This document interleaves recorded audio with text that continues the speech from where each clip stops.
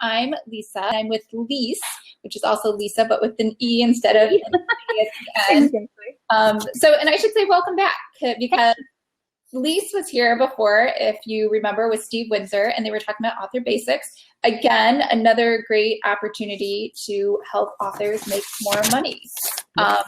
So why don't you just tell us a little bit more, or tell us a little about yourself for those who weren't on the webinar before, and what Author Basics was, and what you're doing, and how this is different. So I have been an author coming up almost 2 years now. It'll be 2 years. Oh, it is. No, it's 2 years now. So I started writing books in 2014, and I've written over 20. Oh, I actually don't. I've lost count how many books I've written. A few. And Steve and I started Author Basics late last year, to help authors probably more with the technical side of things, like just the basic stuff that people kind of gloss over when you're kind of learning, like connecting autoresponders and, emails, how to edit an opt-in form on your site, and things about Scrivener and that sort of stuff. So that's why we did Author Basics. But prior to that, I was a freelance writer. So I was freelance writing full time. I quit my job in 2012 to go full time as a freelance writer. So not too different to being an author, in my opinion, anyway. I feel like freelance writing and authoring are kind of very similar things. And actually, Hustle and Groove, my site, has actually been running since late 2012, early 2013, but it was called Outsource Freelancing Success. So I went through a massive rebrand at the beginning, only just a few months ago, actually, and switched it to Hustle and Groove. So, yeah. And I'm originally from New Zealand, living in Australia with my husband at the moment, and we were traveling probably for the last 12 months. We've been traveling, and we're back here. Wow. So you moved from one paradise location to another paradise location. Apparently, yes. Yes, I have to admit that winter's here, because it's winter here now, but in Queensland, in Australia, where we are, winter is almost non-existent. It's I'm wearing short sleeve. It's definitely not that cold. Okay, great. And so for Hustle and Groove, why don't you tell us about, what was behind the rebrand, and what do you hope that it will achieve now that it's Hustle and Groove? So for me, it was really a light bulb moment for me. Like I'd been blogging for nearly 2 years, and I hadn't really put any thought into where I was going. So when I originally chose the name Outsource Freelancing Success, it was because I was freelance writing on Odesk, which is now Upwork, and that's where a lot of my focus was. And then probably as soon as I started doing authoring stuff and doing other things, the focus started to change, and Outsource Freelancing Success just wasn't the name that I really wanted. So I went with Hustle and Groove because I wanted the word hustle in there, because a lot of the stuff that I talk about is building a side hustle.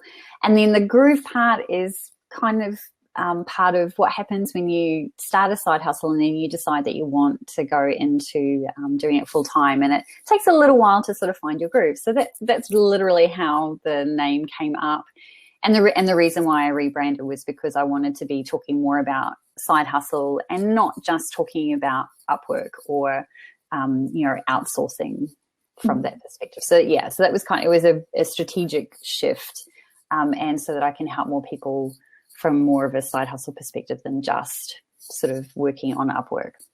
Okay. Yeah, I love that. That's great. And I think, most people are on here because they are authors or aspiring authors and want to make sure that they can do that full time and make money. So, when people think about, what skills are lucrative, how should they decide how to even figure that out, right? We all have so many different skills. Which one should we offer, and what are any of them worth anything? Yeah. And I mean, that's the sort of thing that I struggled with when I got started, was just even really trying to figure out what skills I had I could monetize. I think is probably more the thing is that you have lots of things that you do in your day job that you probably don't think about transferring over into being, freelancing or doing a side hustle. But then there's also the things that you're passionate about and the things that you do from a hobby perspective. So to kind of narrow it down, and what I teach is that you basically just grab a piece of paper, write everything down that you do in your day job, write everything down that you love to do, write everything down that people ask you for help on, and you'll probably have a fairly large list. And I generally set a timer for 30 minutes where you just write everything down.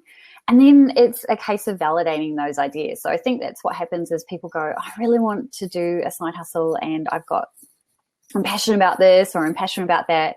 And then they start and then they realize that maybe there isn't necessarily a demand for that specific skill set, or people aren't willing to pay for it. I think that's probably more what it is. So it's about making sure that you validate that your skill or your idea or whatever it is that you're starting your side hustle with is actually going to bring in some money. Because that's, you just, unless it's a passion project, you're doing this because you want to earn some money. So to validate, it's fairly simple. It's just a case of taking that idea and jumping on Google and typing in the name. So for instance, if you all of us are writers, so all of us could go straight into some form of freelance writing, whether that was writing, being a freelance blogger or being a copywriter or writing emails for people, anything like that to do with writing. You would just type in freelance writer job in Google and just see what comes up. And if there are pages and pages of jobs, then you're pretty much validated that you can run with that skill. So you do that with anything. So if, for example, say you have some graphic design skills, same thing, just pop it in Google. You can take it a step further and jump on sites like Upwork and just see the types of jobs that are offered there. Upwork is a really good place to start, but not a place that I would recommend you stay for too long. That's just really to build your portfolio and then move off and working directly with clients rather than sticking it out on Upwork. The marketplace has changed significantly in the last sort of 2 years, and it's definitely changed from when I first started, and it's probably not as great a place to be from a freelance writing perspective. If you're a web designer, graphics, that type of thing, then I think Upwork's a good place to kind of hang out and meet really good clients. But for freelance writers, unfortunately, clients tend to value what we do at a much lower rate. And it's just the way that it is. And the Upwork are definitely working to change that, but I feel like that's going to take a little bit of time. Yeah, I mean, when you talk about all the different things you could do, right, and things that, just like you said, passion projects. And so, for example, I have fitness that's a passion project. I'm not making any money from it. I just love doing it, right? And so, there are other things I could do that could make money. And in that list, how do you determine? Do you just go on Upwork and you see what people are charging, or do you feel you have something unique, you can charge more than what the market is charging? Yeah, so the thing with any kind of site like Upwork or any site where you're applying for a job is generally if you're new to that platform, you don't have any type of rating or anything like that. So you have to kind of take a step back and you have to look at it from a client's perspective. They don't know you. They have no idea who you are. They don't know what your skills are. So in order to be able to work with you, the first thing that they're going to do is check out your profile and check out your ratings, feedback. And obviously it's a catch-22. If you don't have that, you can't get it. So generally, if you are jumping on Upwork or any of those types of sites like this, Freelancer, Guru, Get a Coder, those types of places, you need to build your profile up first. So the only way that you can kind of do that is to take on some, low-paying gigs. And when I did this, it was different. Now you need to have a subscription with Upwork in order to get access to being able to do, apply for unlimited jobs. Otherwise, you're restricted to 60 connects a month, which only gives you the ability to apply for 30 jobs in that month period. And so just to take a step backwards, sorry, Carrie asked a good question. I know we're just talking about Upwork, and I'm sure everyone's probably Googling it. I guess let's just take a step backwards and tell people what is Upwork and why Upwork versus Fiverr or Elance or Google or something like that. So Upwork is a freelancing site. So clients go to Upwork to connect with freelancers from everything. So any skill base. So you will find jobs on there for writing, you will find jobs on there for graphic design, ebook covers. So it depends. I mean, if you've been looking for cover designers, you might have been jumping on Fiverr. You could do exactly the same thing and jump on Upwork and find someone to design your cover or format your book, whatever. Literally anything that you can think of that needs to be done online, Upwork will have a job. Like there are clients on there just looking for people all the time. So it's a marketplace to connect freelancers with clients. So I think, that's pretty much what Upwork is. So it's an outsourcing site and they manage everything, the entire process. So paying you, everything like that is all managed by Upwork. Okay. Thanks. And so back to the pricing. So is there a formula maybe people could use, like if they have certifications or they have an MBA or a law degree or something where they can say, okay, check that box, add another $20 per hour, check that box, add another 10? Yeah, like I said, initially you're going to have to suck it up. There is literally no way to get a job on Upwork without any previous experience on the platform. And the only way to do that is to take a really low paying job.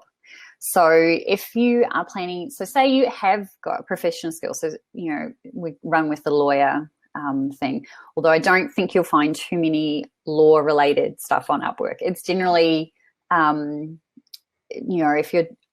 there probably is, but if you are going on there for the first time, the first 2 to 3 jobs that you'll take on are probably going to be lower paid within your profession though. So, okay, for example, if you are going on as a lawyer and I don't know, in your hourly rate, normally what your company charges you out for is like $300 an hour or something like that. On Upwork for your first initial job, it's probably going to be more like $50 an hour.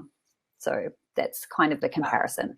For the first couple, until you've got a rating on Upwork, like clients just won't. The thing is, when you I hire on Upwork as well. So when I'm going on Upwork, my criteria is that I will not work with someone who hasn't got any feedback. Like that's just what people do. So if you don't have any ratings, it's really difficult. So it helps if you know someone who's already on Upwork that can hire you to do just a really simple thing. So that's the thing. If you're getting started, I'm not suggesting that you go and write, a 30-page ebook for $15. I'm saying take on a 500-word article and get paid $10 to do it. Like that's the sort of thing when you're just to get the runs on the board, basically, just to get a couple of people who can give you some feedback, give you some rating, and then you've got them. Then you can pitch to, then you increase your rates to match your experience and qualifications, provided that you can back those up. So Upwork has a whole list of tests. So there's a whole bunch of Upwork tests that you can do that basically prove that you can do what you say you can do. Because again, a client doesn't know you. They have no idea. Like you might say, I'm a qualified lawyer, blah, blah, blah. But how would they know that? Like there's no way to validate that. So I always encourage people to, and this is where a lot of freelancers kind of fall flat, is that they don't go through and fully optimize their profile. So they don't do the Upwork tests because it takes time. Like each test is about 40 minutes long. So, that's the timer that they set. It generally takes you a little bit. If you know your stuff, they're multi-choice questions. So it's really not difficult to do them. And if it's on a topic that you're already qualified in, it shouldn't take you long. So I feel like if you're starting out on Upwork, you just have to be very aware that your first couple of jobs are not going to make you any money. You're probably going to lose stuff. But at the same time, don't be applying for a gig that would take you a ton of time. Like that doesn't make any sense. All the aim is to get some feedback and to get some ratings. So for me, when I first started, I did 3 jobs and they were like a 500-word blog post for $10 each, and I did that in a week, and then I upped my rates And because I'd never done, I was new to freelance writing, so I obviously didn't up them too much. So I think I upped it to like $30 an hour. But the thing with Upwork is that every time you pitch a client, you can adjust your rate, and they go with an hourly rate or a fixed price rate. So it's like a project fee. So you can choose to change it. So whatever you put as being your hourly rate you're not stuck with that. It's based on a per project or per job basis. You can change that.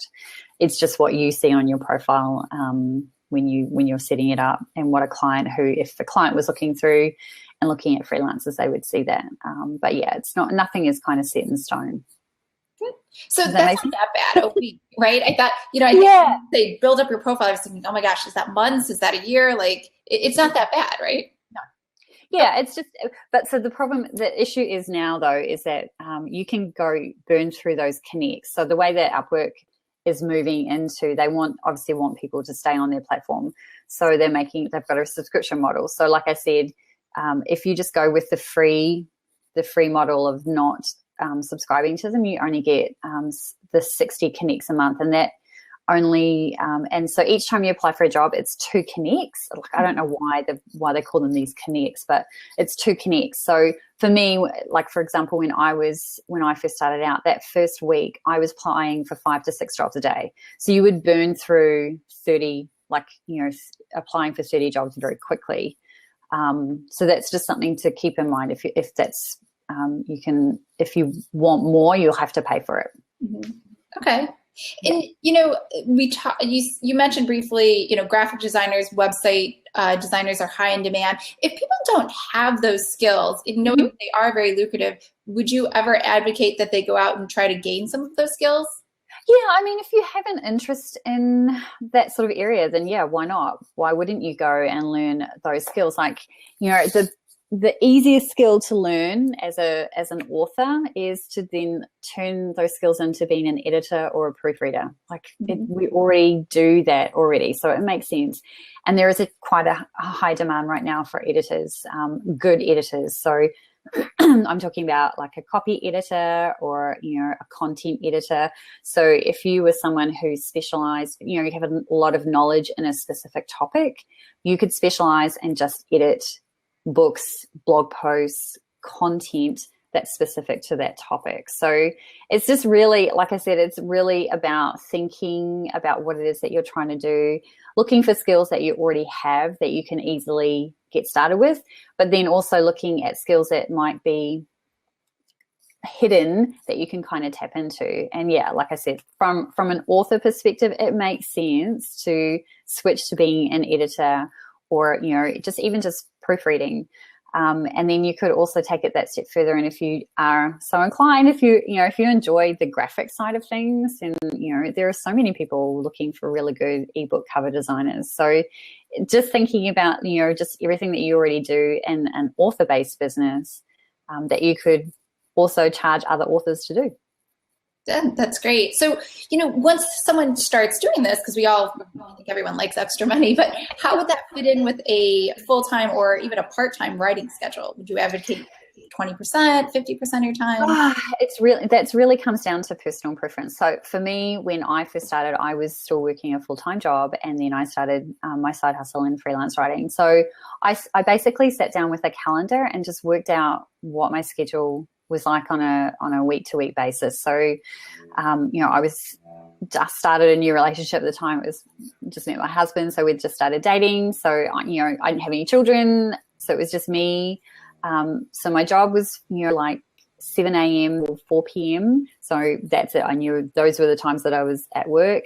And then after that, I had other things like a social life, that sort of thing. So it's working out how many hours you want to do. So for me, it took me 10 months to build up my side hustle to the point where I could quit my job.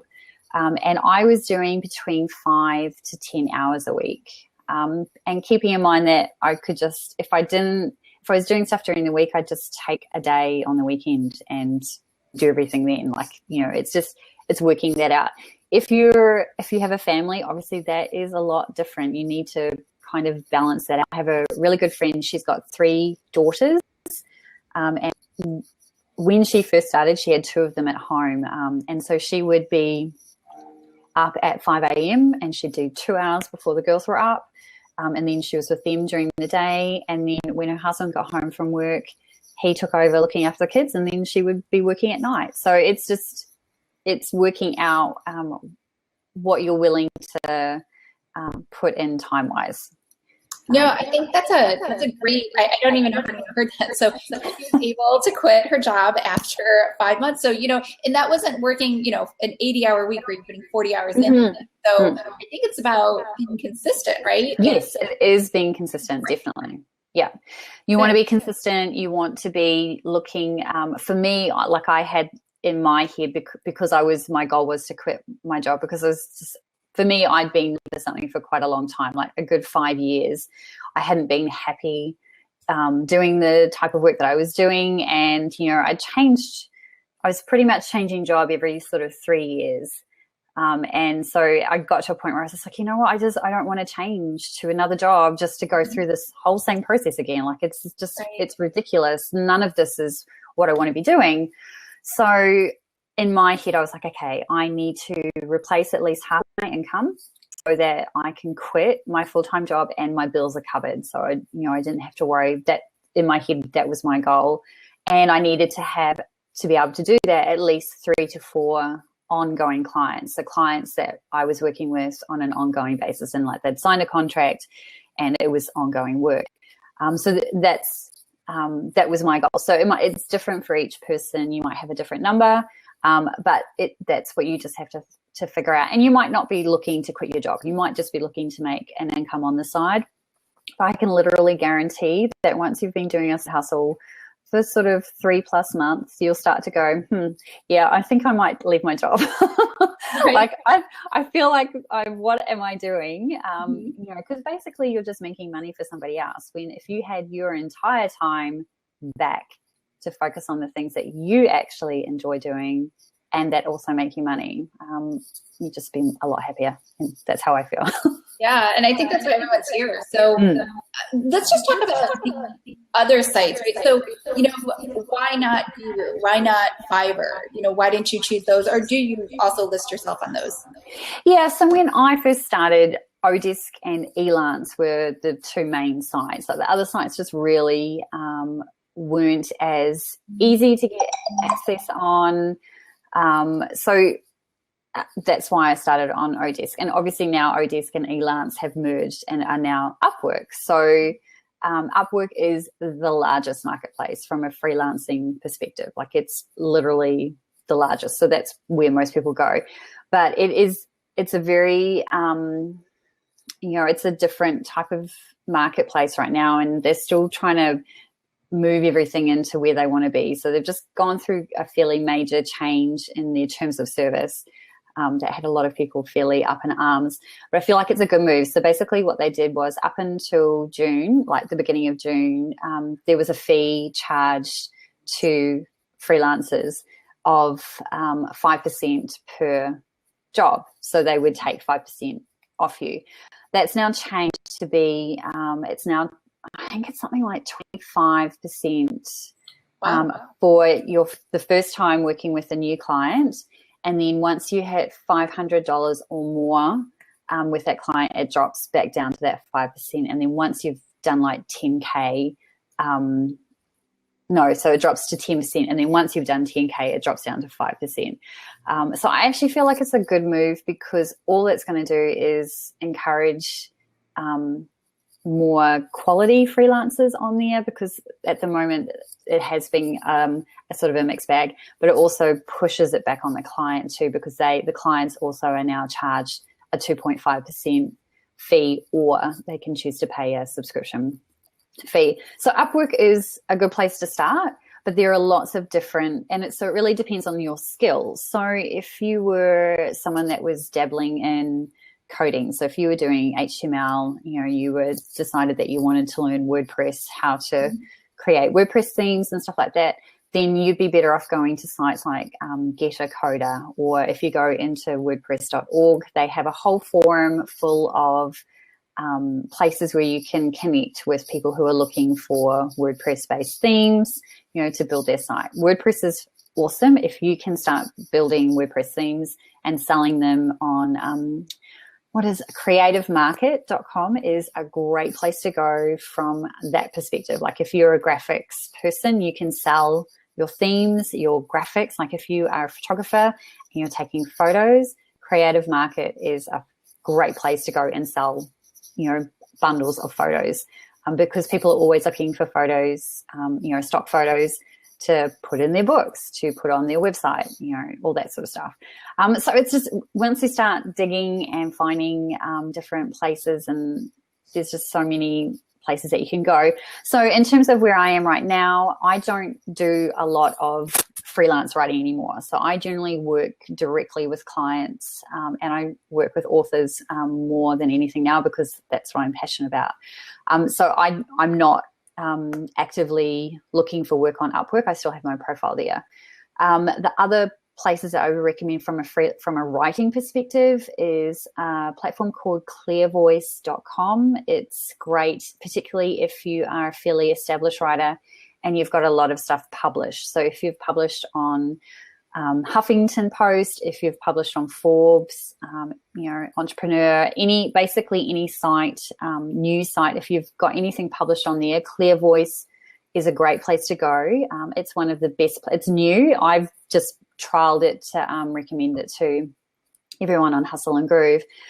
Super easy, and you don't have to pitch. So all that you have to do is make sure that your profile is set up really well, that you've added as many things as you can to your profile in terms of linking to your actual published work. So it doesn't necessarily work for someone who hasn't got anything published outside of their books.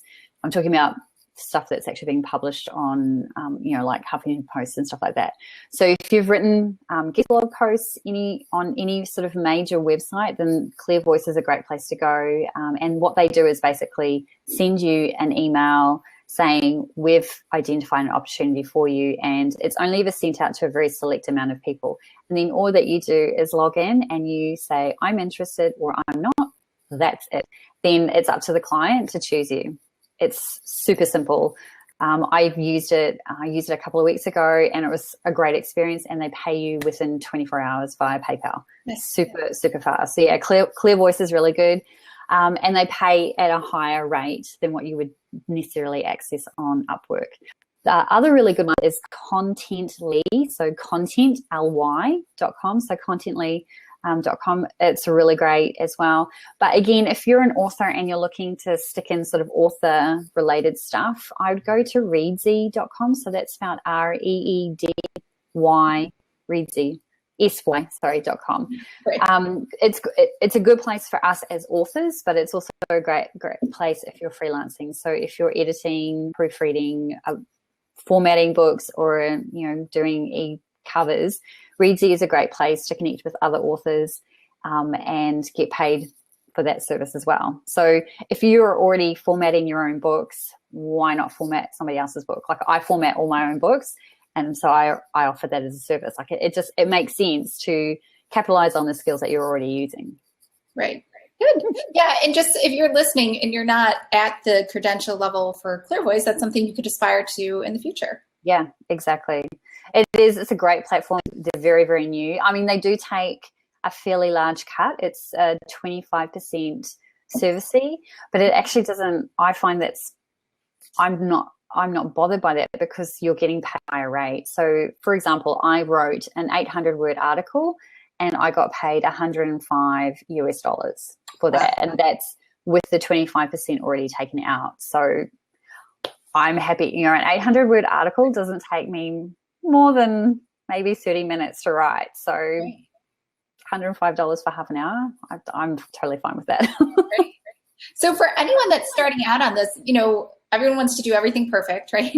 So what's the number one mistake that you see people making when they go about this? I think what generally, I don't necessarily know if it's a mistake, but it's more of a fear of just not actually doing, it's probably just not validating that your skill is going to actually make you some money. Like I said, if you're going the passion project route, then how you'll make money is generally creating your own products or consulting, like, one-on-one is where you'll make the money. freelancing, which is basically you're trading time for dollars. You just want to validate that you're actually going to be able to connect with people. And generally, I haven't yet come across any of my students who haven't been able to monetize the skill that they've got. So unless you're, I don't know, I can't even think of a skill that you couldn't monetize. Like there hasn't been, like I said, there hasn't been one yet. If you do anything that you can think of, there's probably someone looking for it. And the more that you can niche down, so freelance writing, there are a ton of us out there who write. Right. But if you can be very specific on the topic that you write about and that's in demand, then, for instance, if you have an interest in law, or maybe you're a lawyer and you're looking to get out of being a lawyer, but you have a lot of knowledge in that, and maybe you write as a passion, like you're writing in your spare time, you could then turn around and write specifically for lawyers. Like, you could write their blogs, you could write website content for them, that sort of stuff. You could write a whole bunch of guides for them as well. So it's thinking about this sort of stuff that you already do, and then just using that skill to make you some money. Good. Great. And, when you talk about fear, how do you help people overcome that fear? Did you just say, just grin and bear it and push through, or? Well, that's definitely my approach. But I know that doesn't necessarily work for everybody else. I mean, I have a fairly healthy self-confidence, but not everybody has that. So it's really about testing, getting your feet just a little bit wet. So what I generally do to people who are kind of just a little bit worried about that, and especially if it's a skill that you haven't necessarily got any qualifications in, or that you're just kind of trying out, and, chat to family and friends and just say, hey, can I do this something for you for free? And, would you be happy to give me a testimonial to do it? Because then once you start actually doing it, and then you start getting feedback from people who then are validating your skill, it then makes you go, hey, I can actually do this. So I always say that to people who are just kind of a little bit worried about the fact that they are maybe not as experienced as somebody else, is just to test it out on family and friends, and you can tweak, and then what more you need to learn, and you can sort of refine your processes. Yeah.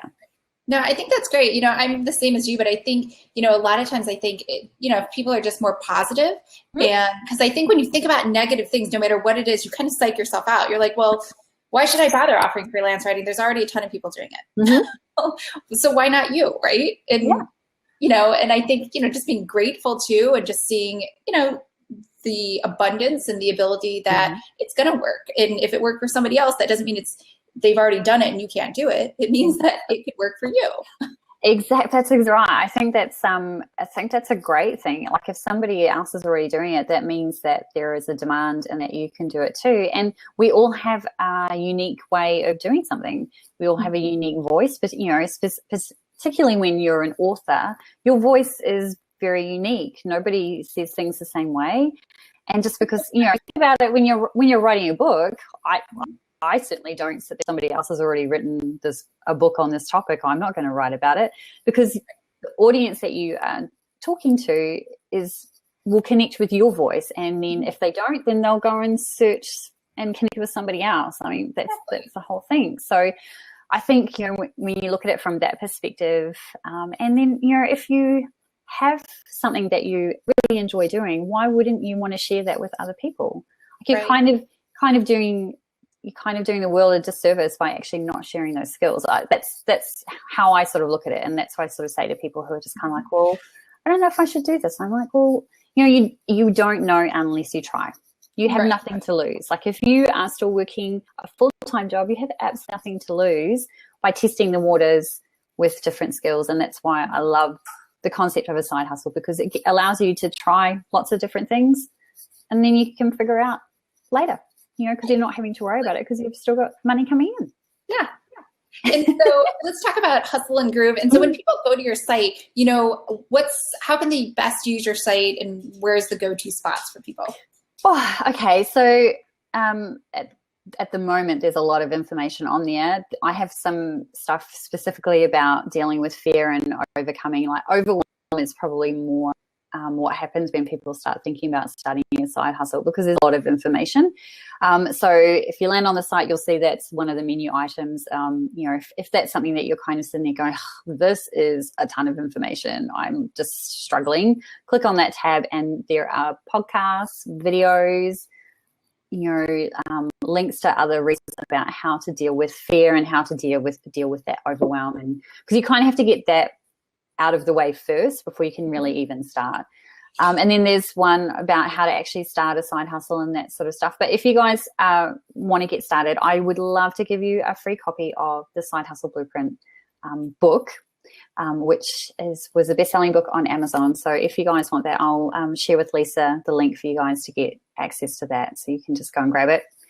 That pretty much details the whole process of starting a side hustle, how to validate your idea all the way through. So I'll definitely I'll link that. Actually, I can probably put that in the chat. Yeah, do that, Lisa. I'll just do that now. I don't know anyone who turns away free stuff. And if you guys know, so I've been on her site and I've been on the Author Basic site, and it's one of those things where you go to the site and you're like, I can't believe she's giving away so much stuff for free. and there's even a cart where it says, okay, so this is for purchase for $0. And I was like, well, let me reload my screen because clearly it's broken. But she's giving away a lot of great stuff for free. So, and it's good information. It's not, sometimes you go to sites and you're like, oh, this was free. I didn't really like it, but I guess it was free, right? But it's not like that at all. It's very dense and high quality. So, I think it's definitely worth checking out because I know we're all tight on time.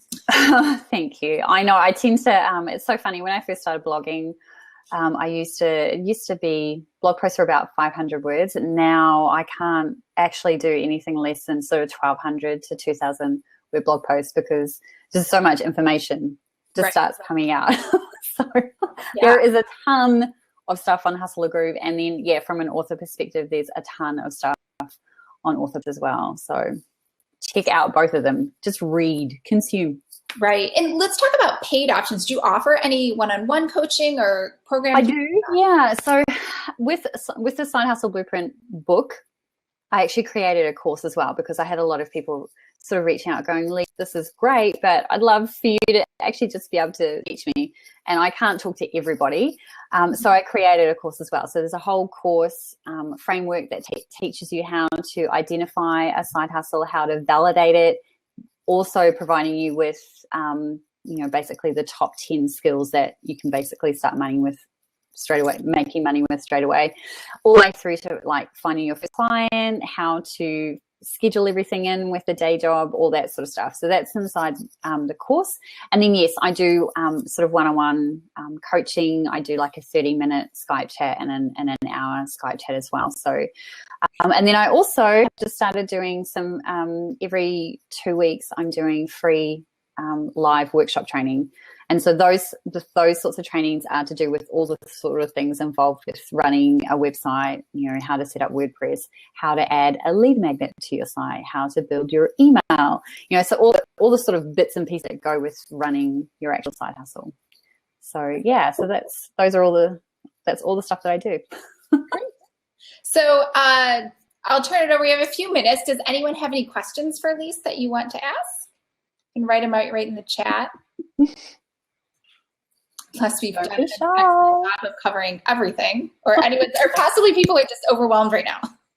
Probably, that's exactly right. It's a ton of information to try and consume. All I can say is that if you are thinking about it, just do it. Like just try something because you just have nothing to lose.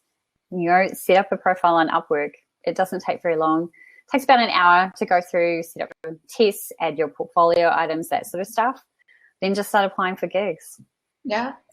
And it's summertime. I mean, there's nothing on TV. And so you could take that extra 5 hours and watch TV during the week and just do something on Upwork and see how that goes. Exactly. Unless you like Teen Wolf, I know that starts next week. I'm hanging out for it.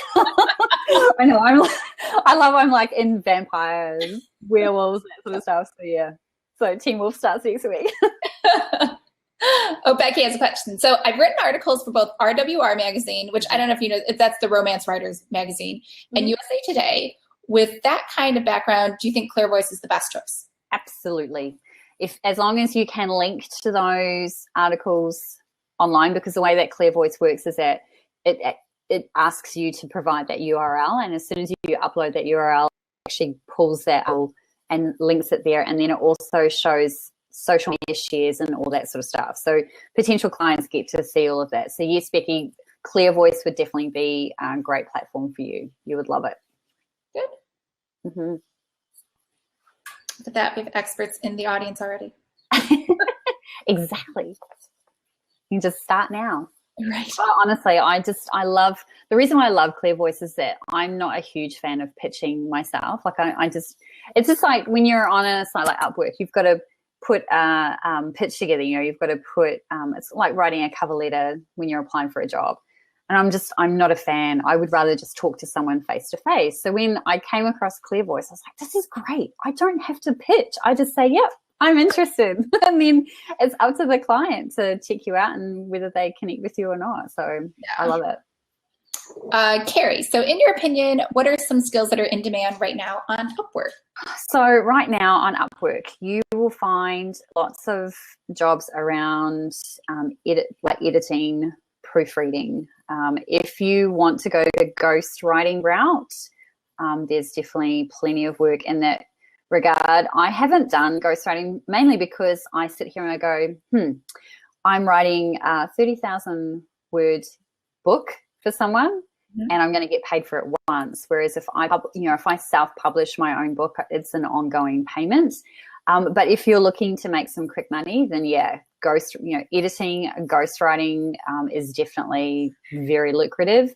Anything in the graphics area, virtual assistants are also really good, like VA. So a VA, like a virtual assistant, kind of encompasses a lot of different things. So it's not just your what you would class as secretarial job at all.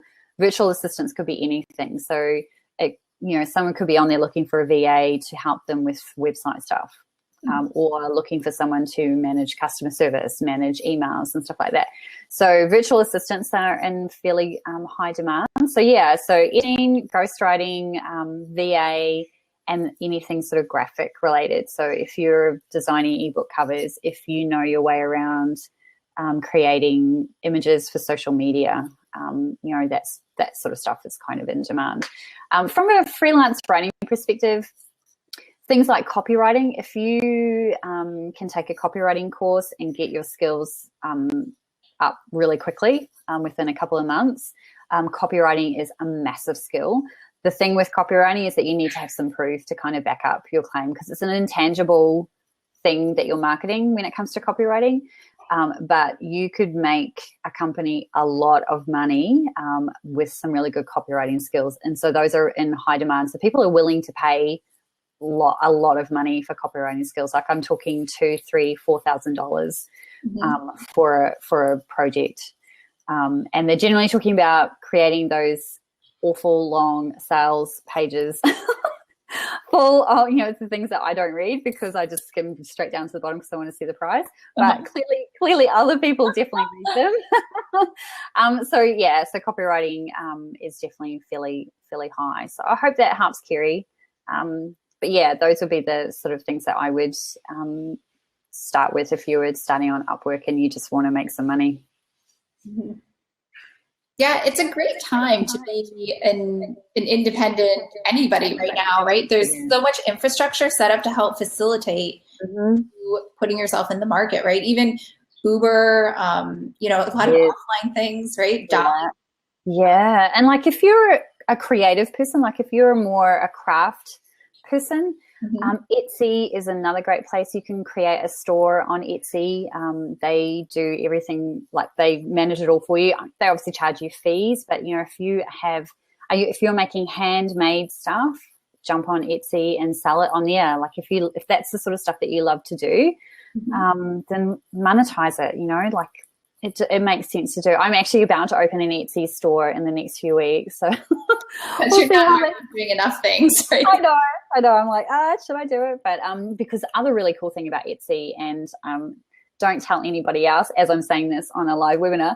But on Etsy, the really cool thing that they've just opened up is you can now have digital products on there. So if you are creative and you love, like I'm about to do, there's printables. So I'm launching this line of gorgeous prints that people, print out. So I don't have to physically ship anything. But you design these, like I'm doing these beautiful sayings and positive sayings and stuff like that. But if you are someone who loves to organize, so maybe you've designed your own organizer, you could sell that as a printable on Etsy as well. So people download it as a PDF and then they print it off for themselves and you don't touch anything, but you get paid. I love it. And so I guess why Etsy versus Creative Market or Zazzle for those downloads? Creative Market is not necessarily as great from a printable perspective. It is if you were taking photographs. So if you're a photographer or even just an amateur photographer, you would love Creative Market. But Etsy is, it's about the people who are on Etsy and what they're looking for versus the people who are on Creative Market. So it's about the type of audience that you're trying to reach.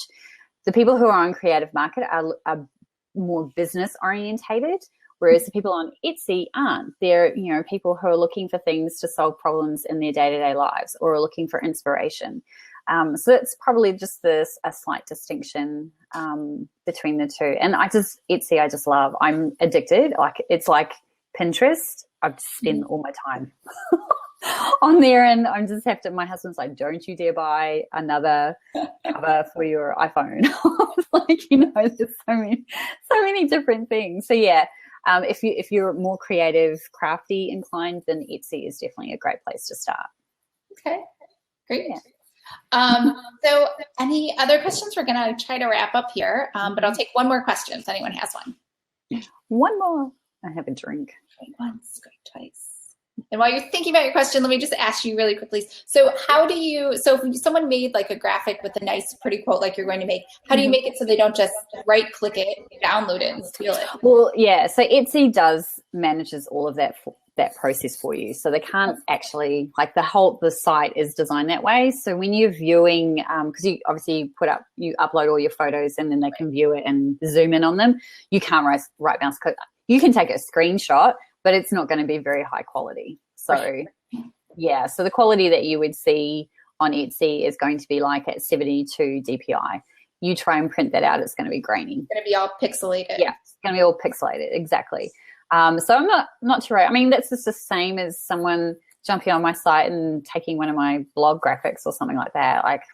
Realistically, if you're wanting to print something off, you need something that's at least 300 DPI anyway. And generally on your website, they're not. So, yeah. So, yeah, Etsy manages all of that. So I just don't even worry about that stuff. Okay. All right. So it looks like we answered everyone's questions. So thank you so much for being on this webinar again today. And thank you, everyone, for joining. And thank you again for the free book. I think that's amazing. And I think everyone's really excited. Yay. I'd love to see you guys on Hustle and Crew. Yeah. Perfect. All right. Thanks. Bye, everyone.